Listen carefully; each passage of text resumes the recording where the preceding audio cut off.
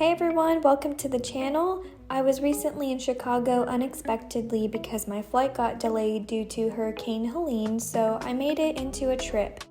If you're like me and when you first visit a city, you want to actually see the city and not go to museums first, then this video will be perfect for you. The public transit system is pretty easy to use. Sometimes there are long waits, so plan accordingly, but y'all already know the first stop had to be food. Head to Giordano's on North Dearborn Street. Pro tip, if you're a solo traveler, you can most likely get seated right away if you go to the bar, unless it's super busy.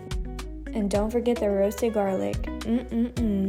Pizza was bomb and worth the wait. Keep in mind it did take about 45 minutes to 1 hour for the food to come out, so do not go when you're hangry. I walked off my pizza on the way to the famous Chicago Bean, and people watched for a bit before I made my way toward Museum Campus for the scenery.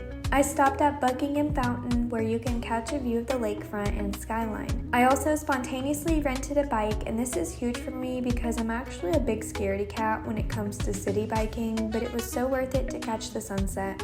Not being a fan of museums, but going to Chicago was funny since Museum Campus had one of the best views of the skyline, and it was very walkable and bikeable. I took the long train ride back to my hotel, and I went to Target for some travel essentials and got hungry from all the walking. So naturally, I DoorDashed a Chicago-style hot dog from Portillo's, but it was very disappointing. No surprise there. The relish was questionable, and you can tell it was doused in green food coloring. Fries for dinner, not mad about it. The next day I booked an architecture boat cruise, and this was my favorite activity because instead of just aimlessly walking around and looking at buildings and not knowing anything about them, this was a really cool way to learn about Chicago's history and architecture.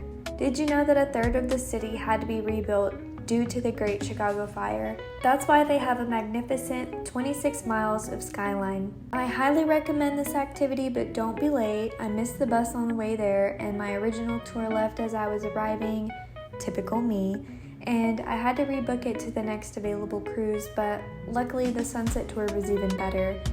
I love when things end up working out in your favor while traveling. Also, y'all, I'm usually not a big fan of big cities, but I really enjoyed my time in Chicago.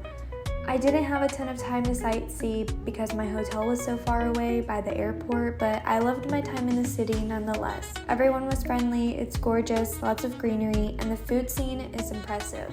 Here's a list of things to do that were recommended to me. It's mostly focused on outdoor activities, but I learned from locals that Chicago has a variety of incredible museums, and some are more interactive than what one would normally expect, such as the Museum of Science and History, so be sure to check that one out. Thank you so much for watching, and if you have more suggestions on things to do in Chicago, comment below so we can all know. See you next time.